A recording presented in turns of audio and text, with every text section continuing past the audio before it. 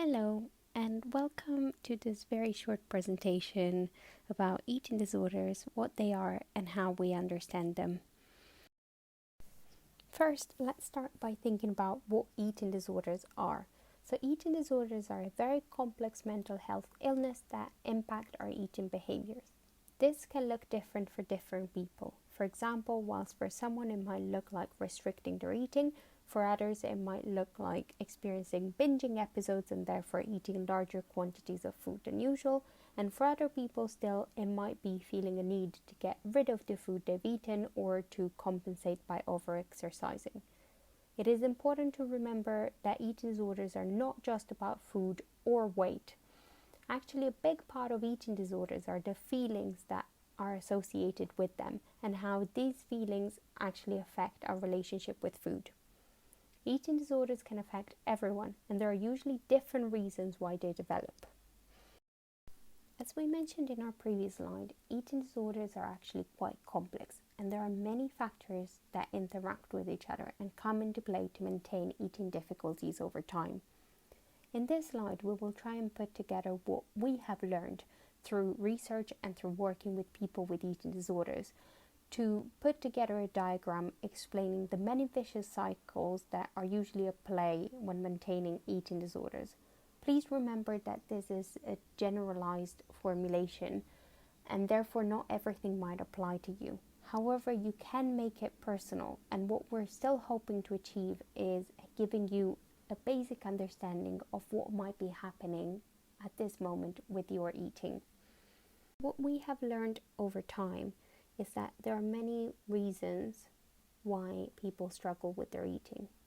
One common reason seems to be an over-concern of shape and weight. What this means is that people that struggle with eating difficulties usually spend a lot of time worrying about the way their body looks and their weight. And this can take over their lives and become a way in which people measure their self-worth. The way in which most people can try and control these worries and manage them is by creating strict rules around their eating. For example, this could be dieting, skipping meals, or having specific times at which to eat. However, by creating strict rules, we're actually maintaining our concerns about shape and weight, because every time we eat, then we will be thinking about the effect that that food will have on our body. What also usually happens is that these rules are so strict that no one would be able to live by them for the rest of their lives and all the time. Because of this, whenever we feel that we have broken these rules, we will create another vicious cycle in which we will either feel like we want to give up, and then that might lead to us feeling really guilty or that we are failures, or we might try and actually make the rules even stricter so that we feel that we have even more control. The results of having strict rules can be quite different.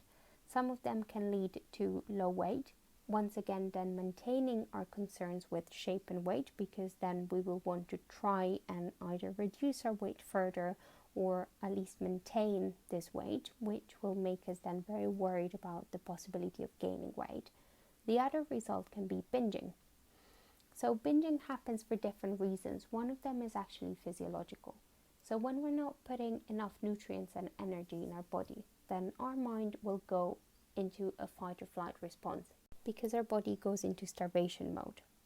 What this means is that we will binge as a way for our body to actually store extra food and extra nutrients for times when it thinks there won't be enough. Therefore, it creates another cycle, because whether we're low weight or we're experiencing binging episodes or both at the same time, we're still worrying about our shape and weight. Another factor that can maintain eating difficulties is the use of compensatory behaviors. These are behaviors such as making ourselves sick, using laxatives, or over-exercising. Compensatory behaviors actually maintain our worries about shape and weight because they make us feel that we can manage our eating and our weight by using these behaviors, but they also create another vicious cycles in which we can get stuck in. And that's because they become both a response and a cause to some of our eating behaviors. For example, if we experience binging episodes, then we might not actually try very hard to not binge because we know that we will get rid of the food later on, and therefore using compensatory behaviors becomes a way of almost undermining our abilities as well. Lastly, a further factor that can maintain eating difficulties are actually life events and our mood.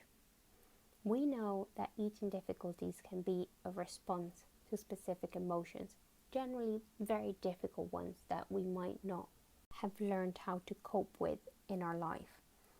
What also happens is that this creates a further vicious cycle, because then we will use our eating as a way to respond to difficult emotions, but we will also use it as a way to prevent these difficult emotions. For example, if we feel that we might be put into situations where those emotions might come up, then we might either binge or restrict before those events in order to prevent these emotions. This brings us to the end of what we know are the factors that can play a role in maintaining eating difficulties. We know that it's quite a lot to take in, it's a lot of information.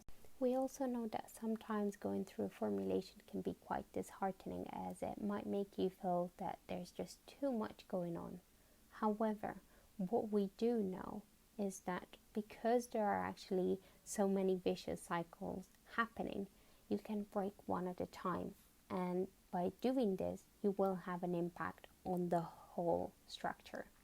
So please do have a look at our package where you can find helpful resources for you to go through that will help you get started on your journey to recovery. Thank you very much for going through this with us. We hope that these slides have been helpful for you. We know that seeking help for your eating difficulties took a lot of courage, and we are so glad that you came to our service. We are really sorry that we had to cancel your assessment appointment, and that unfortunately at the moment we are not able to provide appointments as usual. However, we would like to actually make use of your courage and help you use it to get started on the process of recovery until we are able to see you in our service. Please have a look at the rest of the resources we have put together to help you get started. And if you have any questions or would like any support, please do not hesitate to get in touch with our service.